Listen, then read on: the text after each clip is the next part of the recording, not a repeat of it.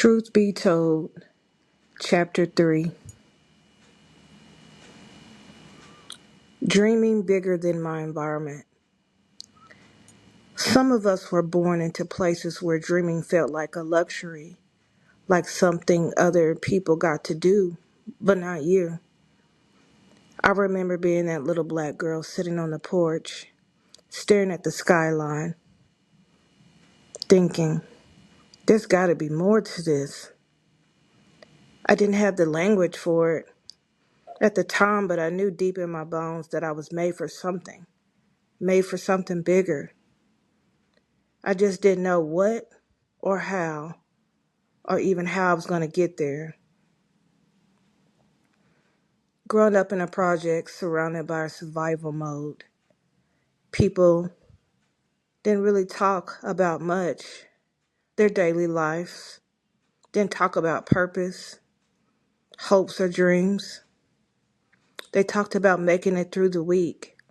They talked about rent, food stamps, keeping the lights on. And I get it. That was real life. At the time, my reality. But my spirit wanted more, not just for money or status, but for freedom, for joy, for peace, for something that looked and felt like possibility. When your dreams don't match your surroundings, it's hard to dream out loud when the people around you are afraid of hope. It's hard to speak big visions when everybody else is trying to keep you realistic. Man, just get a good job. Get some benefits. That's what they say. Why you always trying to do the most? That's not how life works for people like us. I heard it. I heard all of it. And for a long time, I let those voices get in my head. I doubted myself. I dimmed my light. I second guessed the ideas that kept tugging at me in the middle of the night. But the dream never left. It just sat in the background, waiting for me to be brave enough to believe in it again. Creative but conflicted. I've always been creative. Drawing, writing, music.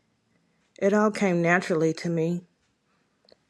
But instead of being nurtured, it was treated like a cute hobby, just something to do on the side. So there I was with this big creative spirit in a world that kept pushing me towards stability. Again, they say, go to college, get a degree, pick something safe. Don't waste your time chasing dreams. And while I respected the intention behind those messages, security, safety, predictability, I also knew deep down that I wasn't built to just survive. I wanted to thrive. Big dreams, small support. Trying to build something when nobody around you sees the vision. Ooh, that'll make you question your whole existence. Sometimes I'd be so excited about an idea, an art project, a business that I thought of, something I was writing, and I shared it only to be met with blank stares or warnings. And listen, it's not that people didn't love me. It's just that their lens was shaped by fear, lack, and past disappointments, even within themselves.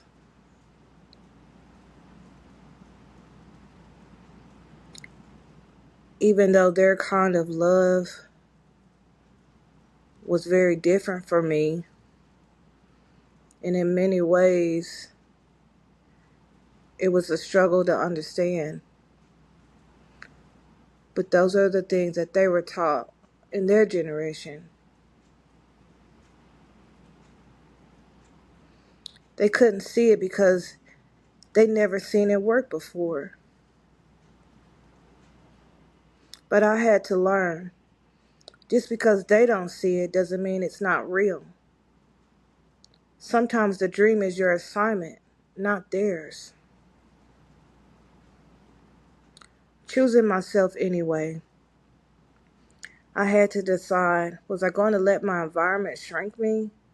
Or was I going to stretch towards something bigger, even if it meant me doing it scared?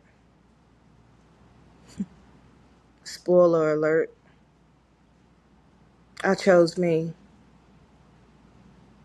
Not in some dramatic overnight way, but in small, quiet rebellions.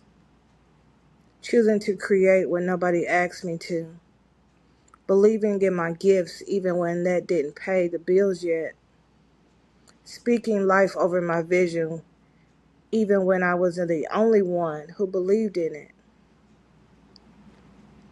I had to plant, or should I say, I had to seed, plant, and water my own dream, even when the soil was dry, even when no one clapped, even when I felt like giving up. Because the truth is, the dream is mine, the calling is mine, and the journey is mine. And I refuse to let where I came from decide where I'm allowed to go. Real life tool. Name your dream, even if you're afraid, even if it scares you, even if in the back of your mind you feel like that's something that you can never, ever do.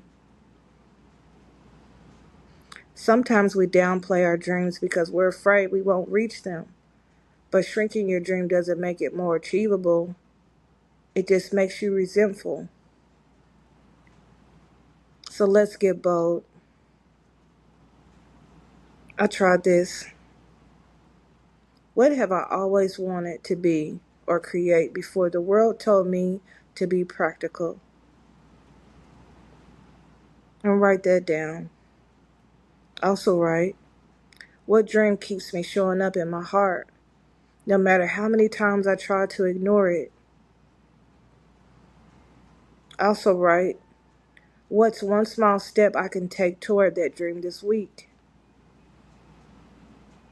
Again, write that down. Say it out loud.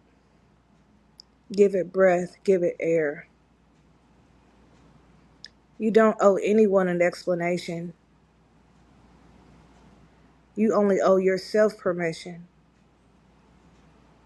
Just because no one around you has done it doesn't mean you can't be the first. In history, there have been many firsts. You are not crazy for wanting more. You are just called to be something bigger. Stay tuned for chapter 4.